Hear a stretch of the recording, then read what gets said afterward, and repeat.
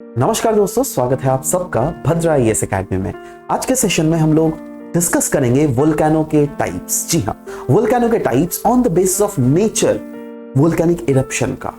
Right, volcano को दो भागों में डिवाइड किया गया, दो टाइप्स इसके होते हैं। एक होता है वैसा वोल्केनो जो क्या काफी ज्यादा वायलेंट और काफी ज्यादा एक्सप्लोसिव टाइप होता है।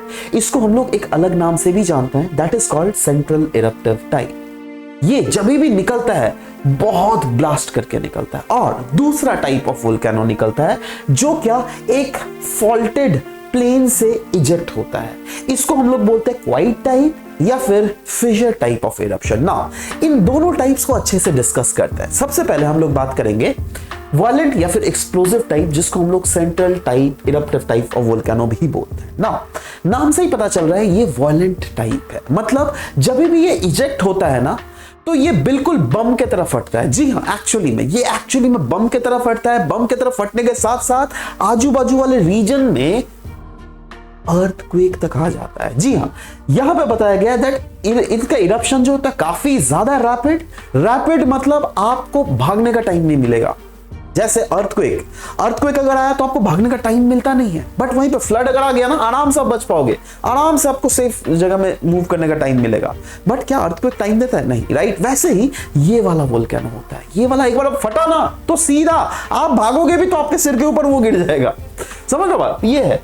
तो इसमें huge quantity of volcanic material, जिसमें लावा तो निकलता ही है। ये जो भीतर वाले मैग्मा जब बाहर में आ जाता है ना, तो उसको हम लोग लावा बोलते हैं। ठीक है, तो लावा तो निकलता ही है, बट साथ ही साथ आप देख रहे हैं वोल्केनिक डस्ट एंड एशेस भी बाहर में निकलते हैं। और ये काफी ज्यादा डिस्ट्रक्टिव होता है, क्योंकि अगर ये बाहर में आया तो it can cause a huge destruction of life, of property, of living beings for that matter. आप नेचुरल लिविंग बींग्स भी बोल सकते हो, या फिर इन एंड अराउंड इन्वायरमेंट को भी काफी ज्यादा नुकसान करता है। राइट, तो ये है हमारा वायलेंट एंड एक्सप्लोसिव टाइप। ध्यान दीजिएगा, जब भी ये नाम वायलेंट से पता चल रहा है दैट ये जब भी निकलता है तो ये पूरा क्रस्ट सरफेस को पूरा ब्रेक करके निकलता है, इसीलिए ये एकदम बहुत ही ज्यादा डिस्ट्रक्शन ले आता है। बट वहीं पर दूसरा जो टाइप है वो है क्वाइट टाइप या फिर फिशर टाइप। ये quiet type and fissure type of volcano में क्या होता है दैट एक बहुत, ये जो निकल रहा था ना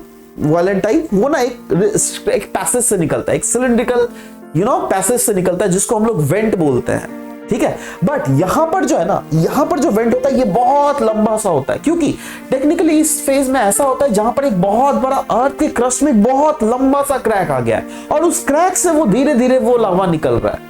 राइट, तो इसमें कोई वायलेंट वे में एज सच लावा निकलता नहीं है, इसीलिए इसको क्वाइट टाइप ही हम लोग बोलते हैं, या फिर फिशर टाइप ऑफ वोल्केनो भी बोलते हैं। अगर देख लीजिएगा इसका example, the very good example is Deccan plateau. क्योंकि अगर हम इंडिया में डेक्कन प्लेट्यू में देख लेंगे तो वहां पे बहुत सारे में डेक्कन ट्रैप्स, क्लासेस में शायद आप लोगों ने पढ़ा भी होगा डेक्कन ट्रैप्स किसको कहता है। राइट, तो डेक्कन ट्रैप्स बनते कैसे हैं?